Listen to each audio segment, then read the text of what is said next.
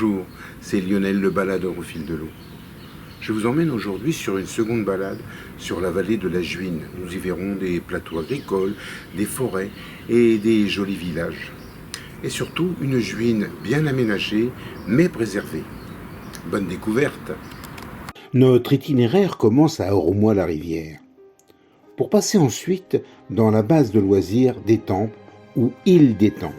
Nous atteindrons la confluence entre la rivière d'Étampes et la Juine à Morigny-Champigny. Puis ce sera le joli château de Jeure, baigné par la Juine. Puis ce sera Auvers-Saint-Georges et les buttes d'Étréchy. Pour terminer, dans le parc magnifique de Chamarandes. La Juine arrose le village rural d'Ormois-la-Rivière. Nous sommes dans la communauté des communes d'Étampes, Sud-Essonne. L'église Saint-Étienne est simple, mais bien implantée au sol. Les lavoirs étaient nombreux sur la Juine. Ils permettaient de blanchir et laver 2 fois par an les draps et les serviettes. Ici, un pont roman permet de franchir la Juine depuis des siècles. Dans ce secteur, la Juine coule paisiblement sur un sol tourbeux de 17 mètres d'épaisseur. L'altitude à ce pont du village est de 72 mètres par rapport au niveau de la mer. La Juine est un peu perchée, dit-on. Par le GR111, nous grimpons sur le coteau ouest. On remarque que de chaque côté de la Juine, les coteaux sont boisés. Ce diverticule du chemin de randonnée nous permet d'admirer les cultures situées sur le plateau. Fini les bois et les marais, ici c'est la grande culture céréalière qui domine. La commune d'Ormois est agricole à 90%. Le vent nous fait onduler les champs. Redescendons par le sentier dit des Groux, parmi les fondaisons et les fleurs de carottes sauvages. Dès l'approche de la Juine, les étangs sont là, et la forêt a repris le pas sur la culture. Nous arrivons dans la partie est et basse d'Étampes, que nous avions traversée dans un précédent film sur la rivière d'Étampes et la Louette. Nous sommes dans la base de loisirs dite île de loisirs d'Étampes, qui est arrosée par la Juine. Nous passons dès le début au Poney Club, qui permet aux amateurs de pratiquer l'équitation. Ce parc de 145 hectares se prête justement aux promenades équestres.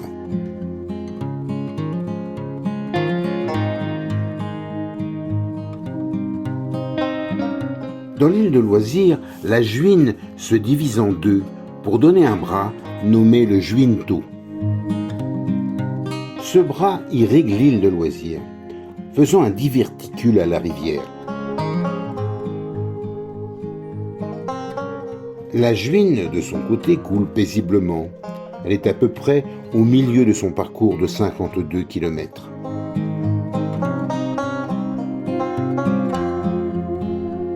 Ce parc propose de nombreuses activités, comme ici, un parcours d'acrobranche. Dans ce parc, on rencontre de plus en plus d'oies bernaches du Canada. C'est un oiseau présent énormément en Île-de-France. Les oies couvent en couple de 6 à 7 œufs qui donnent une belle famille. Les oies bernaches sont bien intégrées et font ici bon ménage avec d'autres espèces comme les oies cendrées par exemple. On trouve une certaine diversité dans les oies. Par exemple cette oie tigrée ou oie à tête barrée.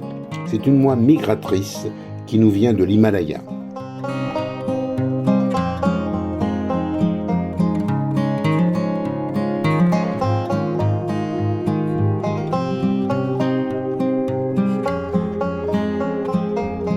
Un magnifique plan d'eau, appelé étang du Moulin, permet des activités nautiques l'été.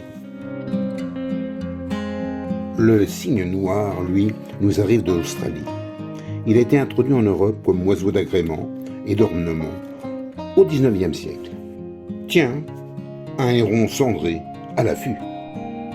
Un ancien moulin à vent y a été placé, mais il a perdu ses ailes. La Juine sort de l'île de loisirs en longeant les bois de Bourène, dont la pente est abrupte. Le débit annuel moyen de la Juine est de 2,9 à 3,19 mètres cubes par seconde, ce qui est faible par rapport à la rivière Essonne par exemple. La Juine traverse l'est de la ville, passant par le parc Alain Toussenel, zone possible d'expansion en cas de crue. Puis, elle arrive dans le quartier dit des Barricades. Elle est comme un canal entre les rues, les chemins ou les habitations. Il nous reste bien quelques lavoirs, mais le caquetage des lavandières s'est tu. Parfois même la Juine circule véritablement emmurée. Parfois elle se libère, moins étriquée, par la canalisation instaurée par l'homme.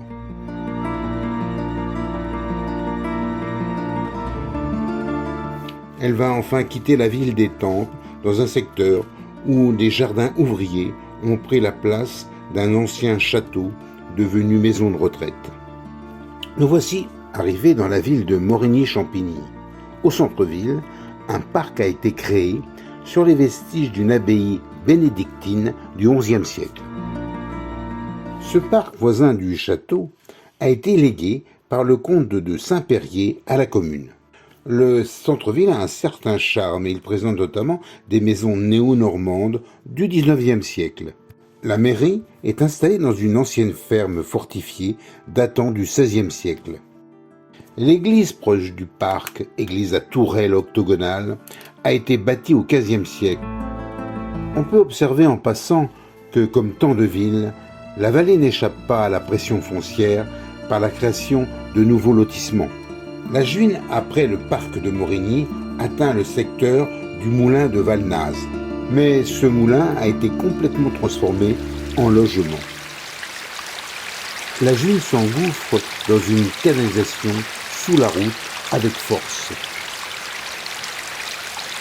La rivière des Temples passe près d'un lavoir, puis d'un moulin, le moulin de Brunehaut, dont le nom est lié à la reine Franque Brunehaut, qui fit un séjour ici au VIe siècle.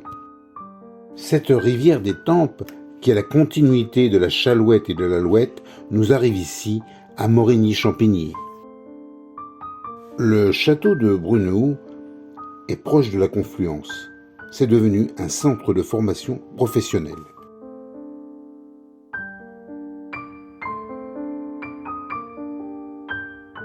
Nous voyons ici la rivière des Tempes se jetant dans la Juine.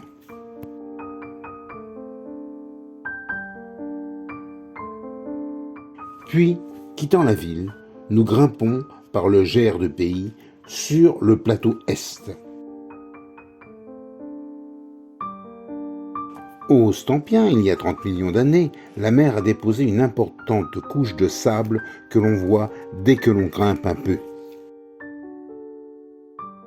D'ailleurs, sur les plateaux de chaque côté de la vallée, on voit que le sol est fortement chargé en sable.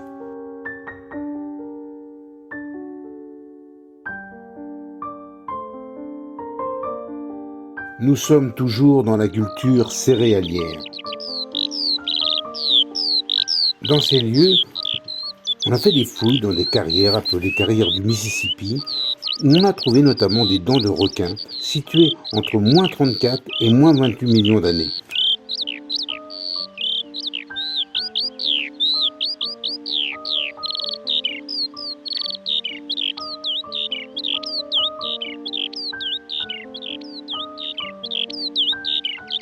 Redescendons vers la Juine par notre sentier pour admirer le fameux polissoir de la Petite Garenne qui servait à polir les outils au néolithique il y a 8000 ans. Puis nous contemplons, un peu plus loin, le château-forteresse de Villemartin. C'était une ferme fortifiée au bord de la Juine, devenue en partie hostellerie.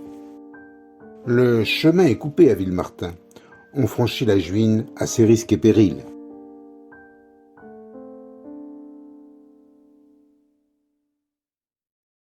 Après avoir passé la Maison Rouge, construction du XXe siècle en style néogothique, nous voici à l'important domaine de Jeure, dont la peupleraie est arrosée par la Juine. Ce château date du XVIIIe siècle, et plusieurs familles se sont succédées comme propriétaire. Le château est construit sur pilotis, sur un ruisseau. La Jeure, qui canalisée, donne un vaste bassin canal. Le parc offre la vue de fabriques. Ce sont des constructions parfois exotiques servant à l'ornementation. Le fameux peintre paysagiste Hubert Robert avait fait installer ces fabriques à Méréville, parc proche. Puis elles furent rachetées par la suite et installées ici à Jeure. On peut admirer notamment une ferme et son pigeonnier, une laiterie, le temple de la piété filiale, une colonne rostrale ou le cénotaphe en hommage à Cook. À Étréchy, la butte Saint-Martin nous révèle encore la présence de sable. On en trouvera dans tout le parc naturel du Gâtinais, dans lequel nous sommes. La Juine est la sœur de l'Essonne. À elles deux, elles ont un bassin versant s'étendant sur 250 communes. Ce bassin versant est constamment surveillé par des organismes appelés syndicats d'aménagement des rivières. Puis, c'est Auvers-Saint-Georges. Nous arrivons au moulin de Vaux. Les moulins sur la Juine se sont développés dès le IXe siècle. Ces moulins étaient un élément dominant de la vie rurale pour moudre les céréales et nourrir la population.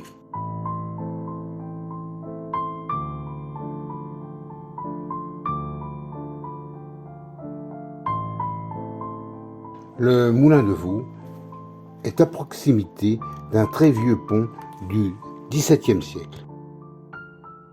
Ce moulin semble bâti au XIXe siècle, probablement avec des installations mécaniques et une machine à vapeur. Il est devenu un bâtiment de logement et d'habitation. L'église d'Auvers est dédiée à Saint Georges. Elle a son origine au XIe siècle. Auvers-Saint-Georges reste rural, malgré sa proximité à 42 km de Paris. Suivent les marais d'Auvers-Saint-Georges. La Juine, en creusant le plateau, a emporté les alluvions et ici, en s'étendant, a favorisé le développement d'une zone humide remarquable.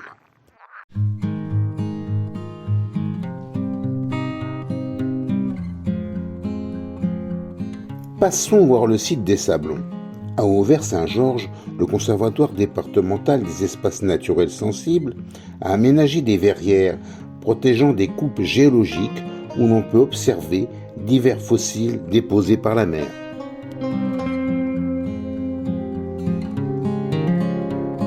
Le hameau de Chagrenon est limitrophe avec Chamarande.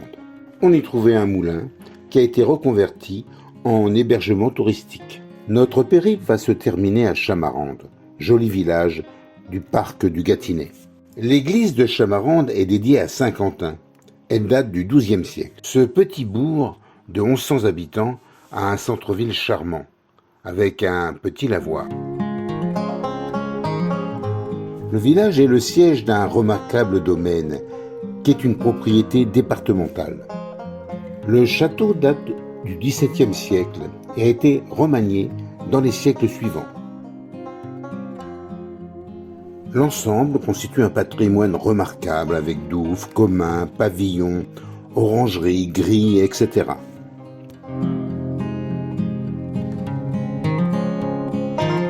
Les archives départementales occupent une partie des espaces. La Juine jouxte le domaine et apporte son eau à ce dernier.